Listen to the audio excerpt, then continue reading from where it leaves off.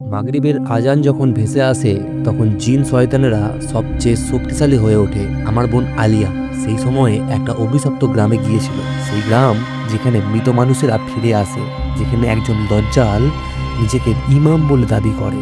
আমার বোন সেখান থেকে বেঁচে ফিরেছে, কিন্তু যা দেখেছে তাকে চিরদিনের মতো বদলে দিয়েছে। এই গল্প শুনলে তোমরা বুঝবে কেন মাগরিবের সময় আমাদের ঘরে থাকতে বলা হয়, কেন আজানের পরে বাইরে বের হতে নিষেধ করা হয়। আর আজকের গল্প ওয়াক টু মাগরিব 2 এর রিমেক স্টোরি। এখানে এক্সপ্লেন নয়, মুভিকে গল্প আকারে শোনানো হয়। আলিয়া ছিল একজন তরুণ সাংবাদিক। তার বয়স মাত্র 25। সে ধর্মীয় কুসংস্কারের ওপর একটা ডকুমেন্টারি বানাচ্ছে। তার সাথে আছে 3 জন। এক রফি, যে হচ্ছে ক্যামেরাম্যান। 2 দিনা, যে প্রযোজক, কিন্তু সে ভূত প্রেতে একদম বিশ্বাস করে না। আর 3 ইয়ান, সাউন্ড টেকনিশিয়ান। সে একটু নার্ভাস থাকে সবসময়। আলিয়া তার এডিটরকে একদিন একটা ভিডিও ক্লিপ দেখাচ্ছিল। ক্লিপে দেখা যাচ্ছে একটা দূরের গ্রাম, যে গ্রামের নাম কারাঙ্কুনি। এখানে একজন ইমাম আছে যার নাম উস্তাদ হাদি। আলিয়া তাদের বলছিল ওই গ্রামের লোকেরা বলে তিনি মৃত মানুষদের নাকি জীবিত করতে পারেন। সেই উস্তাদ হাদি অসুস্থদের নাকি সুস্থ করতে পারে। তখন এডিটর একটু সন্দেহের চোখে তাকায়, এটা পুরোই ভুয়ো হবে, কোনো মানুষ মৃতদের জীবিত করতে পারে না। আলিয়া মাথা নাড়ে, হ্যাঁ এটা আমিও মনে করি, কিন্তু সত্যিটা জানতে হলে আমাদের তো সেখানে যেতে হবে। তারপর 4 জন মিলে একটা সার্ভে করতে জাকার্তা থেকে বেরিয়ে যায়। গন্তব্য গ্রাম কারাঙ্কুনি। পথে ঘন জঙ্গল, রাস্তা সরু এবং বাঁকা, চারদিকে শুধু গাছ আর অন্ধকার। আমার একদম ভালো লাগছে না। ইয়ান পেছনের সিট থেকে বলে, এত দূরে যাচ্ছি কেন আমরা? দিনা হাসে, তুই সবসময় ভয় পাস, চিন্তা করিস না, কিছু হবে না।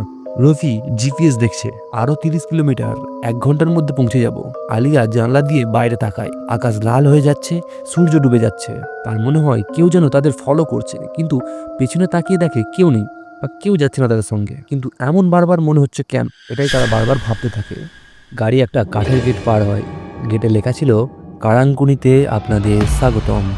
গ্রামটা দেখতে অদ্ভুত, সব ঘর পুরনো এবং জরাজীর্ণ। রাস্তায় কেউ নেই। মানুষ কোথায়? দিনা চারদিকে তাকিয়ে বলে, গ্রাম তো একদম পুরো ফাঁকা, মানুষ কোথায়? হঠাৎ একটা মসজিদ থেকে আজানের ধ্বনি ভেসে আসে, কিন্তু সেই আজান কিন্তু স্বাভাবিক নয়।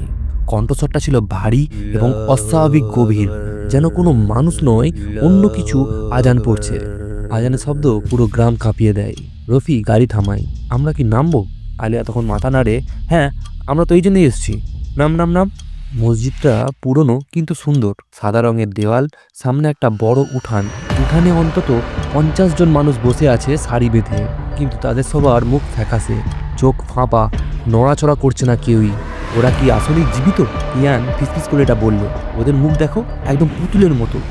আলিয়া রফিকে ইশারা করে বলে, ক্যামেরা চালু করো, ক্যামেরা চালু করো, সব কিছু রেকর্ড করো। রফি ক্যামেরা কাঁধে তুলে নিয়ে রেকর্ডিং করতে শুরু করে। হঠাৎ মসজিদের দরজা খুলে যায়।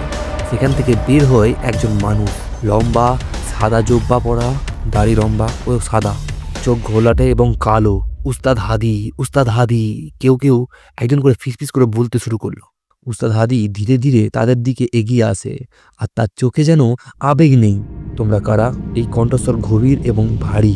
তোমরা কেন এই পবিত্র স্থানে এসেছো? আলিয়া সাহস করে 1 পা এগিয়ে যায়। আসসালামু আলাইকুম উস্তাদ, আমি আলিয়া, একজন সাংবাদিক। আমরা আপনার সম্পর্কে অনেক শুনেছি আপনি নাকি মৃতদের জীবিত করতে পারেন।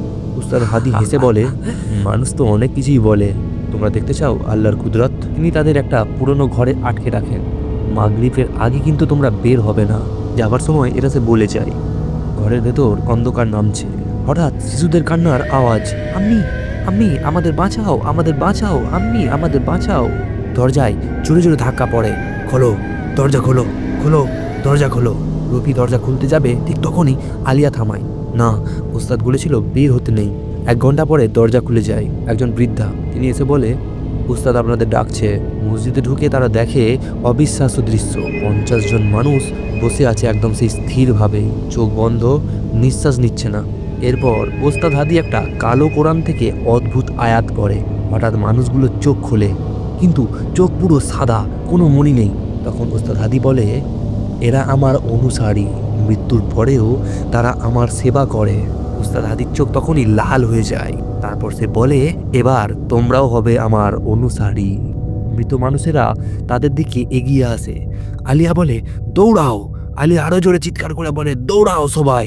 চারজন মসজিদ থেকে পালায়, কিন্তু গ্রাম একটা গোলক ধাঁধা হয়ে গেছে। পালাতে পালাতে তারা একটা পুরনো ঘরে ঢোকে। দেওয়ালে লেখা দেখে উস্তাদ হাদি একজন দজ্জাল, একমাত্র আয়াতুল কুরসি তাকে থামাতে পারবে। ইয়ান বলে, আমি আয়াতুল কুরসি জানি, আমার নানি আমাকে শিখিয়েছিলেন। তাহলে মসজিদে ফিরে যেতে হবে, এটাই একমাত্র উপায়। চারজন সাহস করে মসজিদে ফিরে যায়। উস্তাদ হাদি অপেক্ষা করছে। ফিরে এসেছো, এবার তোমরাও আমার হবে। ইয়ান এগিয়ে যায়, আয়াতুল কুরসি পড়তে শুরু করে। সে যত আয়াতুল কুরসি পড়তে থাকে ততই উস্তাদ হাদি চিৎকার করে ওঠে, থামো থামো, তুমি এ কি করছো, থামো। তার শরীর কাঁপতে শুরু করে, চামড়া ফেটে যাচ্ছে।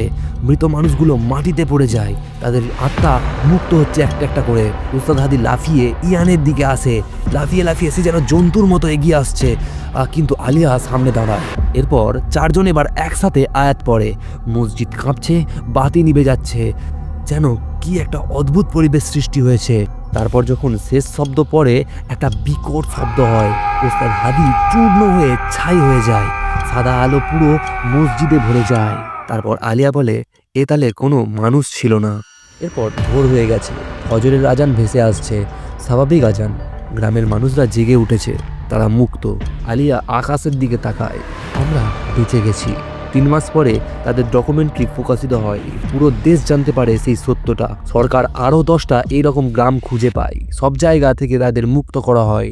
আমার বোন আজও লড়ে যাচ্ছে, সে আমাদের শিখিয়েছে ভয় নয়, ইমাম হলো আসল শক্তি। তুমি কি মাগরিবের সময় ভয় পাবে, নাকি আল্লাহর উপর ভরসা করবে, এটা আমি তোমারই উপর ছেড়ে দিচ্ছি।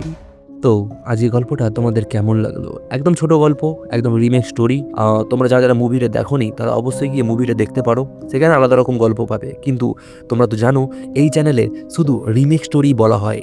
তো কেমন লাগলো আজকে গল্পটা অবশ্যই কমেন্ট করে জানাও, আর চ্যানেলটা সাবস্ক্রাইব করতে ভুলবে না।